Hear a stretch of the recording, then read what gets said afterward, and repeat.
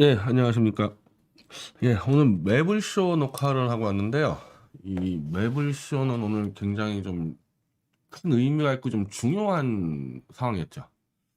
왜냐하면 지금 이 윤석열의 검찰이 이재명 대표를 옥죄어가는 과정에서 일단 당연히 이제 저하고 좀 전통적인 민주당 지지층 그리고 특히 이재명 지지층하고 의견이 이제 갈라지는 부분들이 이제 나타나고 있기 때문에 과연 내 의견을 이제 매블쇼 참여자들 정도는 어느 정도 이제 이해하고 수용할 수 있느냐 그런 이제 좀 시험대였거든요. 결론적으로 보면은 제 의견을 수용을 하는 걸 굉장히 힘들어왔던 상황이에요. 그나마 매블쇼에서 몇 차례 이 토론하는 과정에서 제 의견을 그래도 꽤나 많이 수용해 주면서 이제 호흡을 잘 맞춰간 현근택 변호사하고 최진봉 교수가 있는데도 굉장히 힘들어해. 그걸 인정하는 게 뭐 딴 게 아니야. 딴 게 아니라 성남FC 관련 이재명 대표가 처한 상황이 K미르지단 때 박근혜 대통령 상황과 똑같다는 부분들을 선뜻 100% 인정하는 것을 굉장히 힘들어하는 부분이 있어요. 근데 힘들어했다는 얘기는 또 뭐냐면 반대로 얘기하면은 들으려고 굉장히 노력을 했다는 거예요. 예, 현장에서도 이해하고 들으려고 노력을 했는데 그동안에 어쨌든 민주당이나 이재명 대표 입장이 뭐 쉽게 얘기하면은 뇌물 먹은 박근혜 처벌하자. 탄핵시키자 이렇게 했었기 때문에 이걸 갑자기 돌려 세우는 게 굉장히 어려운 문제구나. 이게 쉽지 않은 문제구나. 저도 좀 많이 느꼈고 내일 이제 오후 2시 방송을 보면 알겠지만 어제 제 방송을 최욱 씨가 본 것 같아요. 그래서 제가 이 얘기하고 싶은 부분 어쨌든 지금 매불쇼는 뭐 명백한 민주당 지지 채널이니까 거기서 내가 얘기하고 싶은 부분들을 얘기할 수 있도록 잘 이거 길을 내줬거든요. 사실 그래가지고 제가 뭐 할 말들을 다 했는데 그래서 조금 힘든 상황이지만 몇 번 더 하면 될 수 있겠다 매불쇼하고는. 이제 반면에 내일 제가 그 김용민 TV에 나갑니다. 이 강동서와 별개로 내일 오전에 좀 긴급히 짰는데 바로 요 문제, 이 문제죠. 이 문제를 얘기를 하는데 현재 김용민 이사장은 거의 지금 제 얘기를 한 90% 이상을 다 수용을 하고 있어요. 그래서 이 김용민 TV, 강동서 그리고 매불쇼 요 채널들을 통해 가지고 제가 좀 계속 이 지속적으로 좀 이 메시지를 던지고 설득을 해 나가야 되지 이게 단번에 되긴 어렵겠다 이 문제가. 근데 결론적으로 제가 얘기하고 싶은 거는 박근혜 대통령도 뇌물죄 누명을 덮었었다라는 것을 인정을 하게 되면 이재명이나 민주당 지지층의 대응 전술이 굉장히 넓어져요. 쉬워지고. 얼마나 쉬워지느냐? 이재명 아니 윤석열을 떠받치고 있는 그 태극기 변절 세력을 완전히 무너뜨릴 수 있거든요. 너희 윤석열 한동훈이 지금 이재명 하는 거랑 똑같은 수법으로 박 대통령 뇌물 뒤집어 씌웠네. 이렇게 공격이 들어가는 순간에 윤석열 지지기반은 다 무너져 버리거든요. 그러면 사실상 우리의 목표가 뭐였습니까? 저하고 원래 민주당 지지층이 하는 목표는 윤석열을 무너뜨리고 최대한 빨리 끌어내리자는 거 아니에요? 이재명을 대통령 만든자라는 건 우리 계약사항이 아니에요. 협의사항이 아닙니다. 수단과 방법을 가리지 않고 윤석열을 끌어내리자. 그거지 않습니까? 그럼 그런 쉬운 길이 있는데 박 대통령의 탄핵 전부를 다 부정해라. 국정농단도 없었다. 제가 이제 그 부분은 제가 양보를 하는 겁니다. 뭐 사실관계가 맞는데 양보한다는 게 아니라 국정농단 부분은 제가 있다 없다 확 얘기하기가 어려운 부분이에요. 국정농단이라는 게 뭐예요? 쉽게 얘기하면 지금도 김건희가 뒤에서 윤석열을 어느 정도 조종하고 있냐의 문제를 제3자가 이거를 판단하기 굉장히 어려운 문제들이기 때문에 국정농단의 문제는 그건 나중에 박 대통령하고 최순실이 정말 자기들이 억울하다 그러면 본인들이 해결해야 될 문제지 내가 왈가불가 할 문제는 아니란 말이에요. 근데 태블릿 조작이랑 뇌물죄 부분은 제3자가 판단할 수 있는 근거들이 충분해요. 일단 여기까지는 가자는 거예요. 여기까지는. 그럼 일이 쉬워지거든요. 일이. 그리고 그게 사실이고 뇌물 안 받은 건 사실이라니까. 그럼 최소한 그거는 다 인정될 거 아니에요. 박근혜라는 사람이 뇌물을 먹을 사람이 아니라는 거는. 아니 가족도 없고 박 대통령이 재단을 통해서 돈을 긁어 모아가지고 해먹는다? 자, 박근혜 대통령이요. 지금 이 시간에도요, 재단 하나 뺏으려고 마음먹으면요, 바로 뺏을 수 있는 1,000억대 넘어가는 재단이 있어요. 박정희 기념재단. 그거 김대중 대통령이 만들어가지고, 노무현 대통령이 돈 모아주고 해가지고 만든 거 아닙니까? 그거 지금 이제 몇몇 사람들이 재단 이사장하고 이사하고 있는데, 그 박근혜 대통령이 이거 우리 아버지 내가 멋있게 내놔 하면 다 내놔야 돼요. 실제로 박근혜 대통령이 그 재단에 관여한 적은 없는데, 저도 그 재단의 정책위원이어서 아는데, 특히 박근혜 정권 때 같은 경우 박정희 기념재단에 사업 벌일 때 싹 다 박 대통령의 눈치를 봐요. 이거 사업판 크게 벌리면은 박정희 팔아서 돈 걷어들인다 이 말 나올까봐, 이 말 나오면 끝장날까봐 사업을 시행을 못해. 대표적으로 내가 제시한 사업이 그냥 초장에 끝장났어. 내가 그래서 사표 쓰고 나와버렸는데, 저는 그 박정희 야구장을, 박정희 유경수 야구장을 제가 만들자 이런 기획을 했는데, 왜냐하면 이제 너무 정치적으로만 해석되니까 박정희 유경수 여사가. 근데 실제로 야구 중흥을 만들었던 그런 업적이 있습니다. 저 장충동의 리틀 야구장 같은 경우 유경수 여사가 제안해서 만든 거고, 이 지금 대한민국 야구의 그 기반을 닦은 대통령배 야구대가 바로 박정희 대통령 야구배니까. 안 그래도 요즘에 야구장도 없어가지고 이 정말 사람들 야구 많이 하자 힘들어하는데, 박정희 유경수 야구장을 만들어서 거기다가 기념관도 세우고 작게 뭐 해보자 했을 때 한 예산이 한 3억 5천에서 5억? 자, 그 정도는 대기업 손 안 벌리고 충분히 야구장의 운영에 수익이 나잖아요. 그거는 크라우딩 펀딩으로 해결할 수 있다.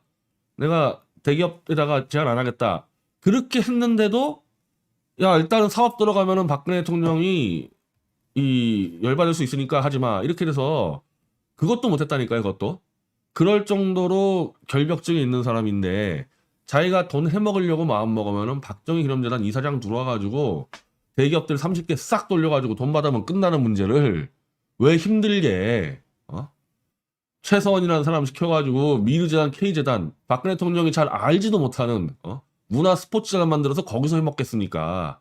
아니 뭐 해먹으려고 그러면 자기들이 잘 아는 분야에서 해먹을 수 있지. 박정희 대통령 가지고 장사하려고 마음먹으면 박근혜 대통령이 뭐 몇천억 못 먹습니까? 그래서 박근혜 대통령이 개인적으로 해먹으려고 재단 만든 건 아니라는 부분들까지는 동의가 될 거라고 봐요. 근데 이제 남은 거는 그 밑에 애들이 해먹은 거 아니냐, 최서원이냐 뭐 이런 부분들에서. 자, 객관적으로 최서원 씨는 K재단 미르재단에서 10원 한 장 해먹은 게 없어요. 이걸 제가 한 가지 더 팁을 드리면, 최서원 씨는 독일에서 삼성하고 승마 비즈니스를 했기 때문에 거기에 집중을 했지 K미르재단에 거기서 해먹으려고 힘들게 할 필요가 없었습니다. 그게 사실은. 재단은 공적 감사가 심하잖아요. 그리고 이것도 팩트로 다 확인됐는데, 재단의 이사진이 최서원 씨하고 아는 사람이 없어요. 대부분 누구랑 아는 사람들이냐? 안종범하고 차은택이에요. 한마디로 안종범과 차은택이 한 거를 윤석열이와 한동훈이가 짜고 최서원 박근혜한테 뒤집어 씌운 사건입니다. 그거 재단. 뭐 이런 얘기까지 뭐 깊이 들어갈 필요 없을 것 같은데, 최서원도 안 해먹었다, 재단에서는. 최서원도. 이건 지금 다 드러난 팩트고,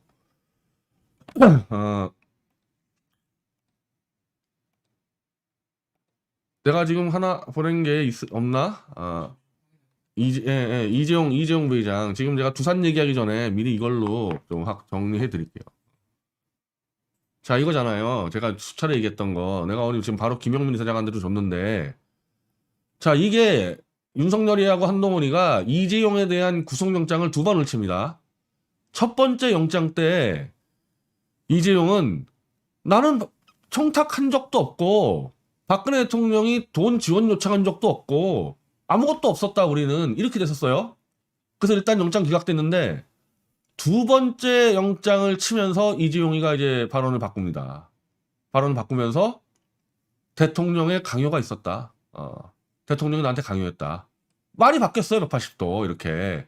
이걸로 박근혜 대통령을 잡아넣은 겁니다. 이걸로. 이게 지금 2017년 27일잖아요. 이게 2차 영장인데, 이걸로 이재용이를 협박해서 말을 바꾸기 위해서 이재용이를 구속시킨 다음에 그 다음에 3월 달에 박 대통령을 구속시켰어요. 이게. 자, 오늘 이게 지금 보통 사안이 아닌 게, 지금까지는 두산그룹의 계열사 5개가 있는 한마디로 성남시의 두산타워를 털었잖아요. 두산타워를. 근데 오늘은 두산 본사를 털었습니다. 이거 처음이라는 거예요. 오늘 지금까지. 물론 오늘 두산건설, 성남FC, 성남시청 등등 다 털었는데 두산타워와 지금까지는 이 두산타워를 지은 두산건설 위주로 털다가 오늘 두산 본사를 털었다는 얘기는 뭐예요? 오늘 두산 본사 털었다는 얘기는 두산그룹의 오너를 치겠다는 거야, 오너를. 즉 삼성에서 이재용을 쳐가지고 끝장을 내가지고 위증을 받아냈듯이 건설사 대표 정도가 아닌 두산그룹의 오너를 쳐서 오너를 무릎 꿇려가지고 진술 받아내겠다는 거예요, 이거는. 대한민국의 대기업들이 일단 압수수색을 당하면 벌벌 떨 수밖에 없는 게 여러 가지로 워낙 규제들이 많다 보니까 바로 이런 식으로 뭐 로비하고 이런 뭐 장부도 있을 거 아닙니까? 그거를 검찰이 털어가지고 협박 들어오면은 버틸 수 있는 기업 하나도 없다는 얘기 아니에요. 그래서 제가 오늘 매불쇼에서 그러니까 내일 좀 나가겠죠. 내일 좀 나갈 텐데 자 순서는 뭐냐? 두산의 오너나 아마 CEO 정도를 구속을 시킬 거다. 뭘로? 뇌물죄로. 지금 박 대통령이 K미르재단에서 돈 받은 거에서 그냥 출연받은 돈에 대해서는 전부 다 뇌물죄는 무죄가 나왔고 특별하게 구체적으로 사업 제안 들어간 SK하고 롯데만 유죄가 나왔는데 그러면은 지금 이재명 대표의 성남FC와 비교해보면은 이 건도 박 대통령의 사례를 볼 때는 뇌물죄는 무죄가 나와요. 대법 판례로 보면은. 그럼 뭘로 억지로 처벌한다 그러면 직권남용으로 처벌해야 되는데 박 대통령도 결국 직권남용으로 처벌받았습니다. 근데 왜 이것들이 무죄가 뻔한 뇌물죄로 밀어붙이냐면은 뇌물죄로 밀어붙여야지만 두산의 오너나 두산의 이 CEO를 구속을 시킬 수 있거든요. 직권남용으로 가버리면은 두산은 면죄부가 받게 되지 않습니까?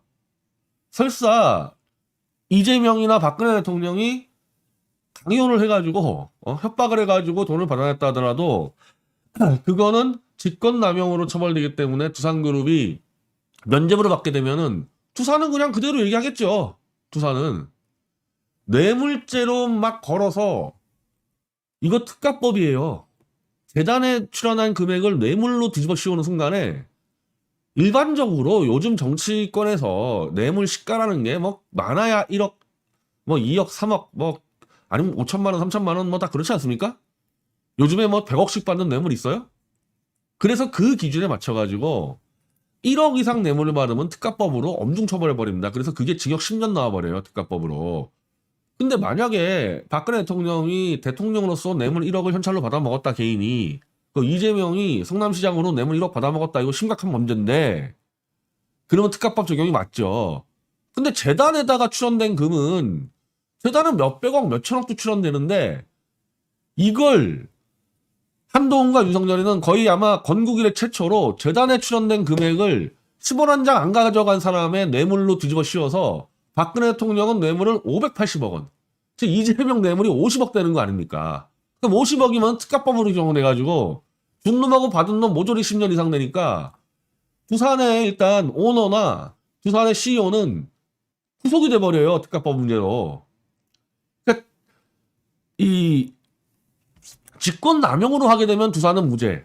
그리고 직권남용으로 가게 되면 이재명 대표는 그냥 아마 기소가 돼서 정말 세게 처벌받아봐야 뭐 징역 1년에 뭐 집행유예 2년일 텐데 이걸 뇌물로 뒤집어 씌워놓으니까 50억이라는 어마어마한 뇌물 액수가 되면서 특가법 적용받아가지고 일단 두산그룹의 사람들을 구속을 시킬 수 있다고요. 그럼 구속을 시킨 다음에 또 줄겨 패서 이재명의 안 좋은 발언들은 다 받아내겠지. 실제로 그게 사실인지 아닌지 상관없이 무조건 다 받아내겠지. 이미 박 대통령 때 기업인들 신동빈이부터 해가지고 뭐 다 감옥 넣어가지고 딱 다 그냥 받아냈듯이 그 짓을 하는 겁니다. 그 짓을 이거를. 그러니까 여기서 이재명 지지자들이 이재명은 결백하다. 이거는 뭐 성남시장으로서 기업을 유치한 거 아니냐. 여기서 얘기하면 필요 없어. 박근혜 대통령도 특검 수사 자신했어요. 자기는 요청한 적도 없고 청탁한 적도 없고 받은 바도 없기 때문에 자신 있었는데 이재용을 돌격해가지고 말을 바꿔버리니까 그럼 이재용이 구속됐어. 그 이재용은 인정을 했어. 쉽게 얘기하면은 협박받아가지고 돈 냈다. 그러면 이제 조중동 같은 애들이 어떻게 하느냐?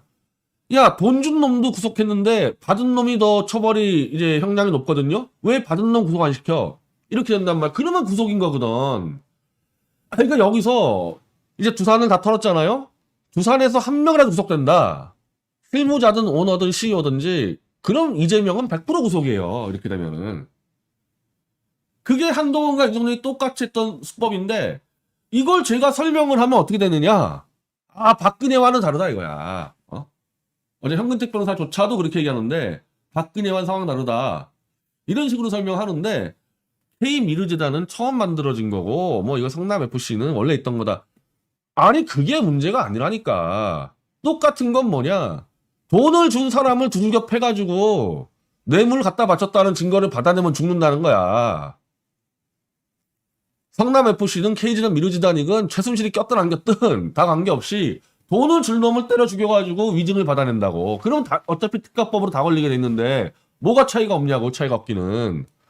그럼 내가 한 얘기에 대해서 요것만 취해서 지금 뭐야 그럽니까? 이미 지금 한겨레가 나갔어요. 기사가 한겨레에. 두산 애들이 지금 말 바꿨다고. 민주당 애들 국회의원 30명 모아가지고 두산그룹 치러 가야지 지금 당장. 너희들 왜 말 바꿨냐? 응? 이거 지금 내가 보여준 기사, 요 이재용 기사 보여주면서 이것도 국민들 설명해야 돼. 이런 식으로 기업들 쳐가지고 위증을 받아낸다 그래가지고 국회의원들 한 30명 모아서 두산 본사 쳐들어가서 점령 들어가야 된다니까. 말 바꾸면 죽여버리겠다고. 이게 전쟁이라며. 전쟁이라고 누가 그랬어? 이재명 대표가 전쟁이라고 그랬잖아요. 이게 지금 전쟁하는 태도입니까? 지금 이 상황이 이게? 이재명은 결백하니까 문제없다. 이게 전쟁 상황이냐고? 윤석열과 한동훈이가 지금까지 어떤 짓을 한 사람들인데